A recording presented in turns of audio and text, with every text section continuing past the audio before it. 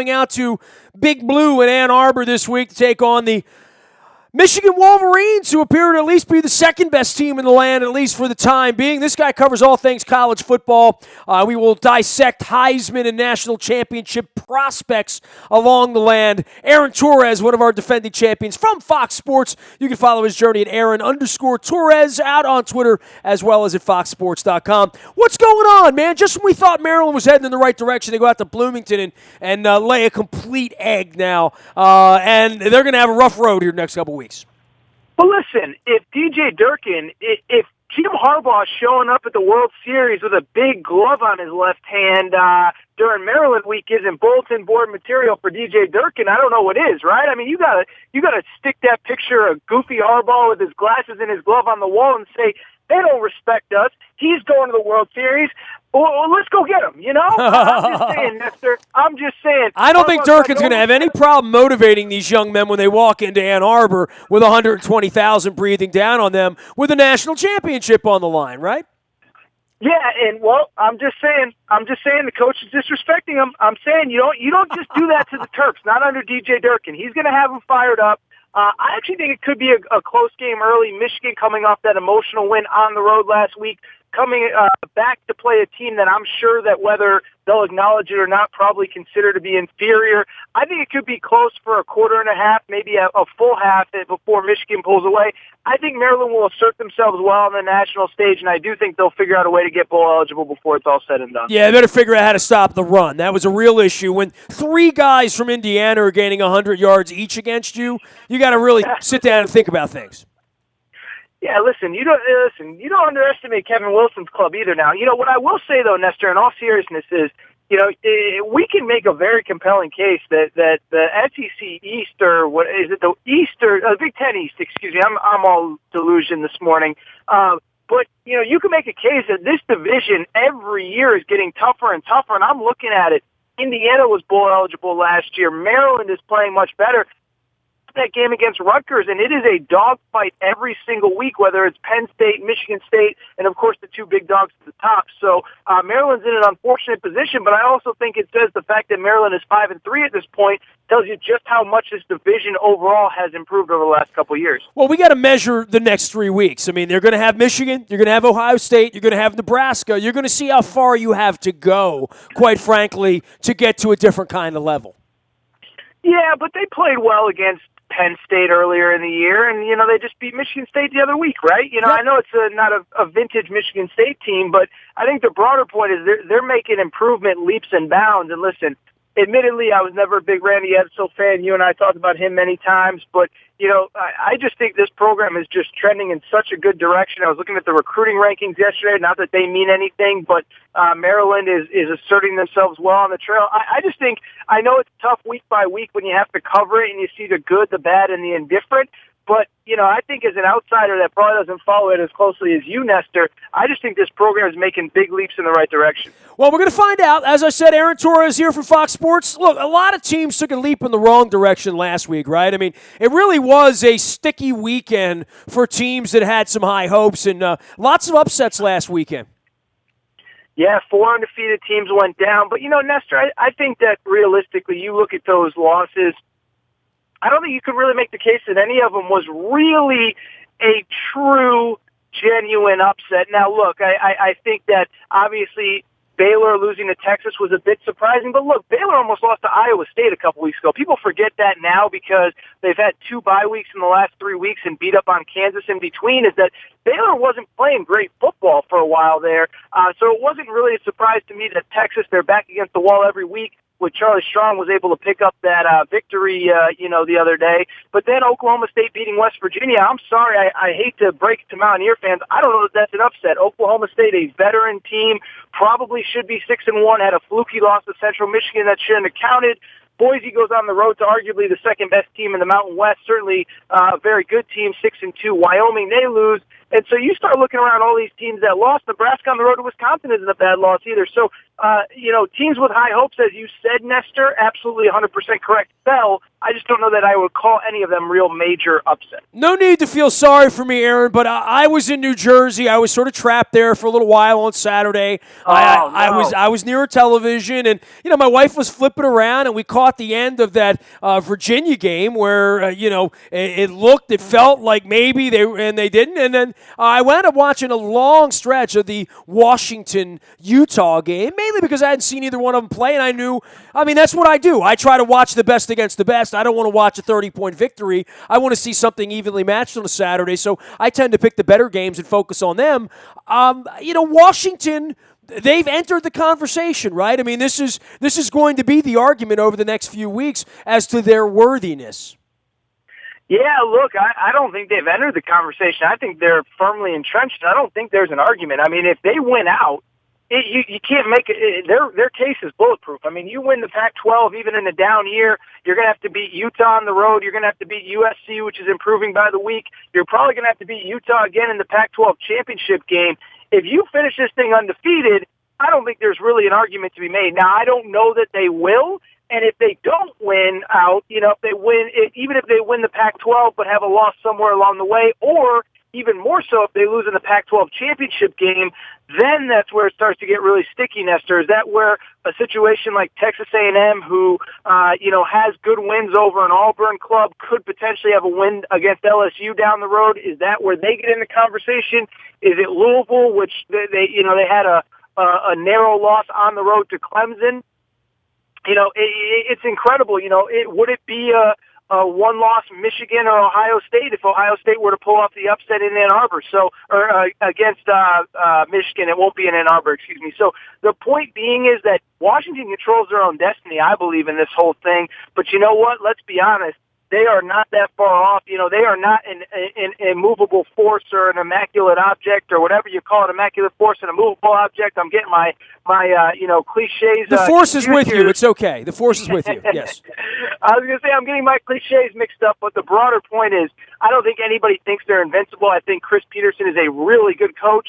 But I will say the one thing I don't think people are talking about, Steve Sarkisian left over a lot of talent for Chris Peterson to work with. He's kind of molded them into what his vision of a football team is, so kind of some good synergy there. I think they're every bit deserving of their ranking in the AP poll, and I think they're very much in the driver's seat, but they got to win out, which is going to be no easy task. Yeah, went out to Utah and won on Saturday. Saturday night, we'll be watching Alabama and LSU, Aaron Torres. This is... Alabama usually gets tripped up somewhere along the line, right? And this seems to be a spot where they could have a rough evening on Saturday night. Yeah, and I don't think they really know what they're going to get from LSU. Look, this offense has been completely revitalized since Ed Orgeron took over. Danny Etling, the quarterback, looks like frankly, a quarterback, which is something they haven't had in a long time. And so Leonard Fournette is as healthy as he's been all year. Ed Orgeron said that this week. This team is off a bye. Obviously, Alabama's off a bye. And if there's ever a time that's going to happen, it feels like this is it. And let's be honest, LSU is the one team that athletically can match up with Alabama. They can play them player for player, 1 through 85, right down the roster. You add in the fact that Jalen Hurts, again, true freshman, going on the road in a hostile environment. He's been so good at Tennessee. He's been so good at Ole Miss. Can he do it for a third time in a tough venue in the SEC? I don't know. I just think that this game is going to be really close for all those variables. LSU is not afraid of Alabama, and as you said, Nestor, Alabama has gotten tripped up early in the year, the last couple of years against Ole Miss, late in the year against Auburn, against Texas A&M with Johnny Manziel. It would not surprise me at all if Alabama gets tripped up this Saturday. Ohio State still with plenty to play for despite the ugly loss. They get Nebraska late night on Saturday night as well. They're going to see Maryland next week. And, of course, as you pointed out, Michigan at the Horseshoe on Thanksgiving weekend. That they still have sights set high here and still have an opportunity despite the loss. Well, who else has an opportunity is Nebraska. Don't count them out now because, they still control their own destiny in the Big Ten West. And if they were to win this game, really would be in good shape to win out and represent the Big Ten West in the conference championship game. So, obviously, I know of course, Nebraska has the very challenging game against the Maryland Terps in a few weeks. And you don't overlook that. But the broader point is they have a lot to play for, too. And I have to say, I don't really see anybody writing about this or talking about this. I actually thought Nebraska asserted themselves really well the other night against Wisconsin. Wisconsin's a tough, physical, nasty team. Took Ohio State to overtime, nearly beat Michigan, and Nebraska, like those other teams, played them tough in overtime. So I thought it was actually a really good showing for Nebraska. It makes me feel better about them going into Ohio State. I don't know if they can pull off the win, but I do think it makes me feel better because I just think that they're kind of a tough, physical football team in their own right. And while they didn't win at Nebraska, or win at Wisconsin, I thought in their toughest game of the year, they actually played really well. Yeah, if there's anything Maryland could take for consolation over the next couple weeks if they get their asses kicked as we expect, it's that the Big Ten's pretty good. I mean, and it's deep, and Maryland's running into the wrong teams at the wrong time, obviously, for their program. But, even despite beating Michigan State, Penn State's in the top 25. Obviously, Wisconsin's there. Maryland's not seeing them this year. Iowa's been very good as well at various points and certainly is a threat. The Big Ten's up this year, maybe more so than the SEC. Yeah, it is. I'll be honest. I think it's going to be a fascinating conference. Selfishly working for Fox, we get that Big Ten contract next year, and it's just we seem to be buying at the perfect time because I think, Ohio State and Michigan aren't going anywhere as long as those two coaches are in charge. I really think Penn State's on the rise, and frankly, I said it earlier, I really think Maryland's on the rise with DJ Durkin. They're recruiting well. As you alluded to last time I was on the show, Nestor, they got that new facility going up. They got that Under Armour money pumping into the program. And you look at them, and I think that this conference as a whole is going in the total right direction. You mentioned Wisconsin; they're in great shape with Paul Chryst. Mike Riley, to be blunt, has exceeded my expectations at Nebraska, even though, they really still don't have kind of that quote-unquote signature win yet. I'm with you, Nestor. I am stunned by how good these teams look on a week-to-week basis, and I think they all don't just look good now, but they're set for the future, and it'll be really interesting to see how this all plays out. A team like Michigan State that has had such little competition, can they kind of claim their throne as the best in this conference because everybody's getting better, and they're kind of stagnating right now, but it just speaks to how good this conference is. Everybody's taking major steps in the right direction, and it's great for this conference. And I'll be honest, like I said, it's great for Fox. We're going to have all those games next year. Nice Saturday night of college football. Last thing for you, Florida with one loss, going to Arkansas in the afternoon on Saturday, another pretty good game. This is a tough spot for Florida. I mean, Arkansas can be tough there. Yeah, it was interesting. So I'll tell you a quick side story, Nestor. I spoke with P.J. Fleck, the head coach at Western Michigan earlier this week. And, he just told me how valuable his team having a bye was last week because we forget you play 8 games in a row, but you also have been hitting for 3 or 4 weeks in fall camp as well. So you're going on 3 months of just bumps, bruises, body bruises, all that stuff. And that was what Arkansas dealt with, I really think, with that Auburn game 2 weeks ago when they lost 56-3. I think they were just worn out. I think they were beat up. And so I think for them to be coming off a bye, Florida, it's not quite a road game, or it's not quite their second straight road game because they played in Jacksonville last week. But I think this is a tough spot for Florida. They're not a team that creates a lot of offense. They rely heavily on their defense. I think Arkansas coming off this bye is going to give Florida probably their best. Arkansas is going to put their best foot forward. I think it's going to be a really interesting, compelling matchup, and I think Arkansas is actually going to win. In which case, it makes that SEC East race really fluid. Tennessee would have to win out, but Florida's still got some tough games left, including against LSU later in the year.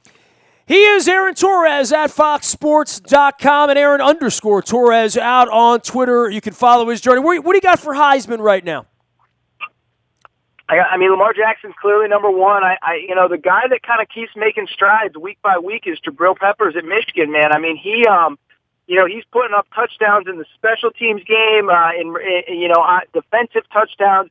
He looks great, and he looks like a difference maker. To me, he's creeping up into that number 2 category along with Deshaun Watson, along with Jake Browning from Washington. It's going to be an interesting race down the stretch. The other guy I wouldn't sleep on, Leonard Fournette.